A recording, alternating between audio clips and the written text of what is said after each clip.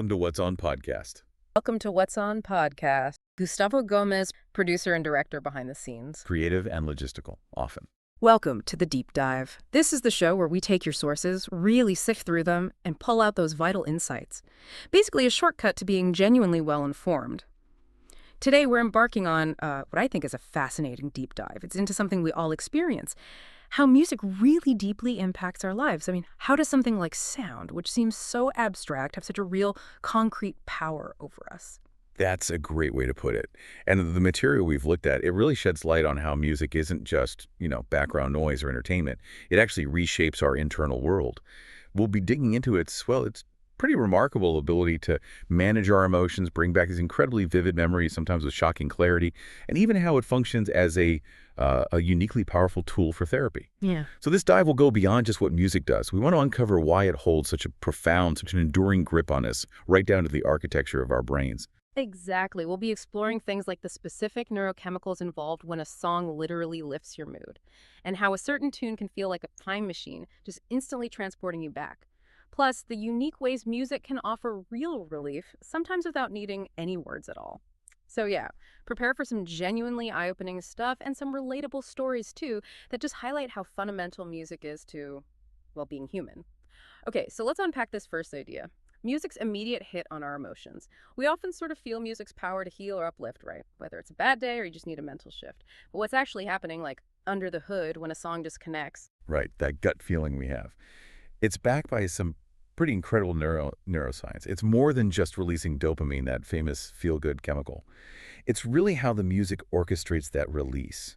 Music has this unique way of activating the brain's reward pathways, particularly in the limbic system.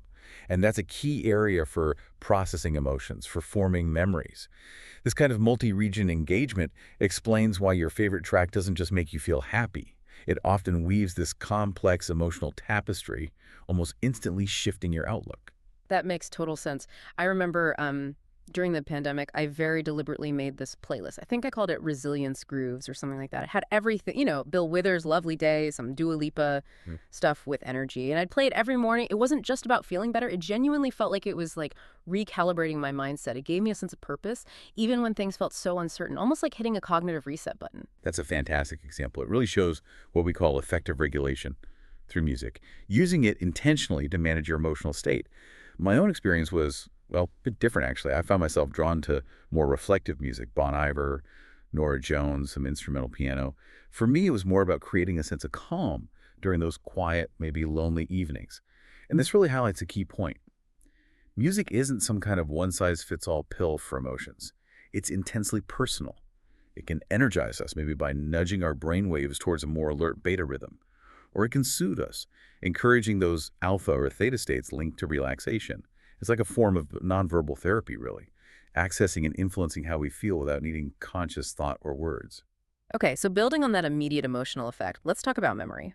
Music's impact there seems just as profound, maybe even more mysterious sometimes. It has this almost uncanny knack for getting tangled up with our experiences, creating these like sonic snapshots that are intensely vivid. Oh, absolutely. It's truly remarkable how a particular song can act as such a powerful cue for what we call episodic memory. It doesn't just trigger recall of an event like remembering a fact. Yeah. It brings back the whole sensory and emotional package surrounding it. See, music activates the hippocampus, crucial for memory formation, and the amygdala, which is our brain's emotional control center. This simultaneous activation creates these incredibly strong, resilient memory traces. It's actually why musical memories can often stick around even when other cognitive functions decline, like in patients with Alzheimer's disease. It's quite extraordinary. Wow. For me, it's Tracy Chapman's Fast Car.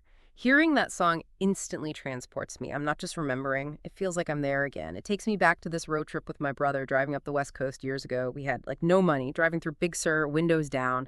And that song was just on repeat. The smell of the salt air, that feeling of just total freedom, the blue of the ocean, all just comes flooding back, almost like reliving it. That's a perfect example of a music-cued flashbulb memory, where a really emotionally charged event gets kind of burned into your memory with intense detail.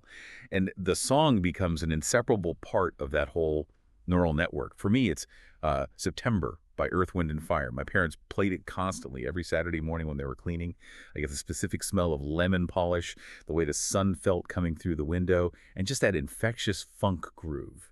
It's instant nostalgia.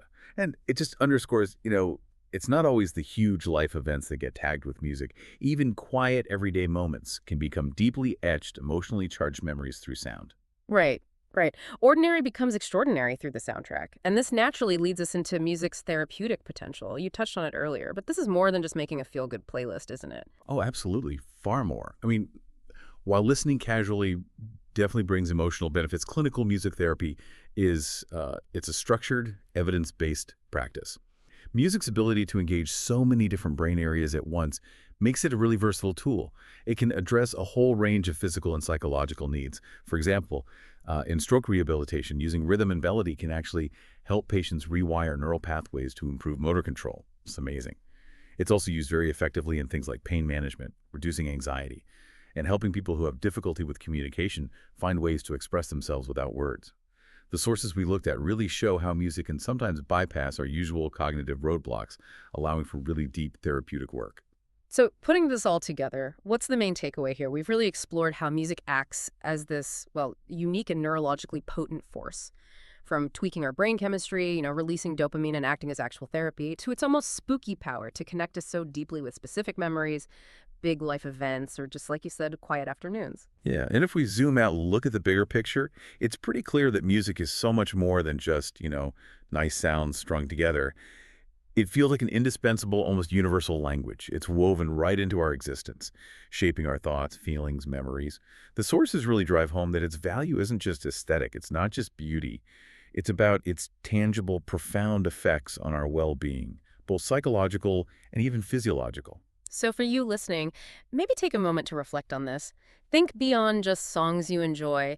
Is there a specific song that doesn't just move you emotionally, but feels like it actually changed a moment or a memory for you, physically or emotionally? Mm, that's a good prompt. And it maybe raises an even deeper question for you. Now that you understand a bit more about how music interacts with your brain in these sophisticated ways, how could you perhaps use its power more intentionally in your own life?